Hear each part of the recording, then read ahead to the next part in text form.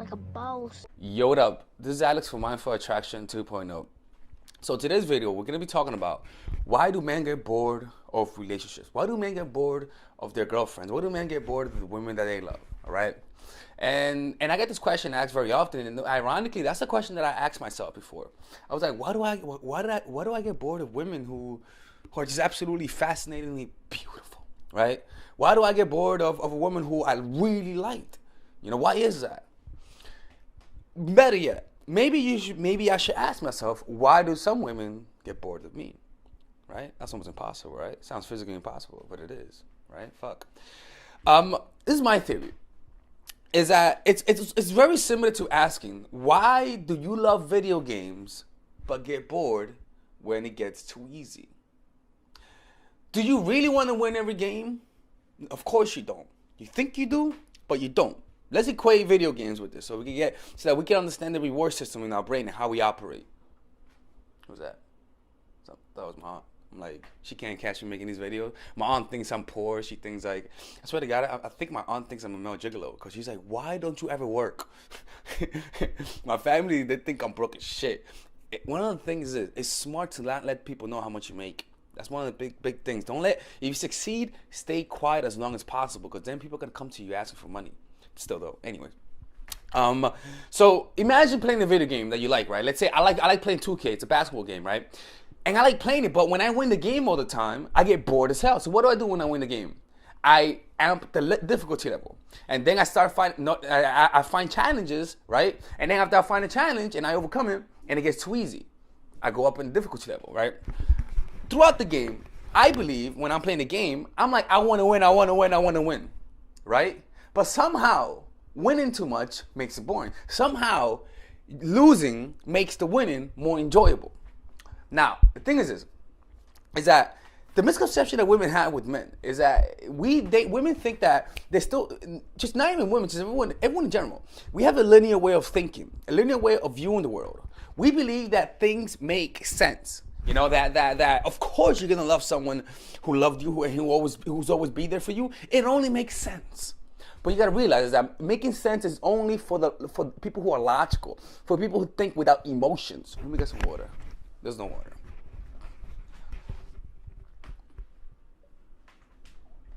For people who are logical, right? You're dealing with a human being who's emotional, right? In other words, you cannot, if you look at your emotions, you cannot comprehend your emotions. Most people cannot look at how they feel and comprehend their emotions. They cannot verbalize their emotions. It's extremely difficult. So as a result, you cannot expect, because you can't verbalize your emotions, when you act, you don't know why you act the way you act. You act from your emotions. But you gotta realize is that your emotions don't make any sense. That's why when you act impulsively, when you act irrational, when you love someone, you don't make any sense and you confuse yourself because of it, right?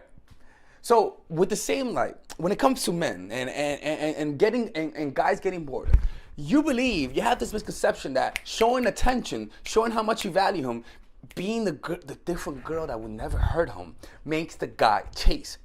It makes the guy stay interested. No, quite the contrary. What happens is that tends to push him away, right? Men want a challenge. It's not that men want a bitch. No, they want they want to feel like they worked for you and they won you over consistently throughout the relationship. So for the most part, if you're noticing that you consistently have to, if you're noticing that you always validating your guy, you're always there for your guy, you're very consistent. You know, you're the girl that's always there for him. You show him how much you love him. You always text him back. You always text him in the morning. You send him a good night text. You know, you're always fucking there, right? For the most part, he's gonna lose interest. He's gonna get bored. He may not tell you, but you're gonna notice in his subtle behavior. He's a little bit more busy. He's a little bit less enthusiastic. Look, I remember there's one girl who used to visit me a lot from some place. I can't tell you where because then she'll know who that is, right? I can't do that again. And fucking fine. She was smoking hot, man, like hot as fuck, right? And she would visit me. Nice personality. But after like one day, I was like, you know what? This chick needs to go. She needs to go back to where the hell she came from because she was around me all the time, right? And she just showing too much interest and shit, you know, sucking my dick too much, you know, said no one ever, right? But seriously though, like she was pouring too much emotions onto me. And it made me lose interest, right? Until she left. And then I was like, fuck, I miss her. See what I'm saying? So what you have to do is most women don't know about the concept of the hot and cold, of that delicate balance, push-pull, you know? And so they believe that if they're always there, if they become that perfect girlfriend, right? That the guy's gonna love them. No. A guy wants a challenge. A guy wants to feel a little insecure from time to time. A guy likes to feel that he may lose you from time to time. You might say, why? That's bullshit. No.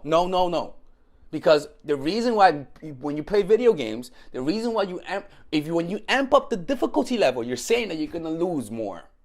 And you like that because the game becomes more interesting, more dynamic. There's less predictable. And that's a big part right there. You become very predictable. When you're always there for the guy can predict you. And you don't respect whatever you could predict. You know? You respect the unpredictable. We respect nature. We respect life because we don't know what might come to us tomorrow.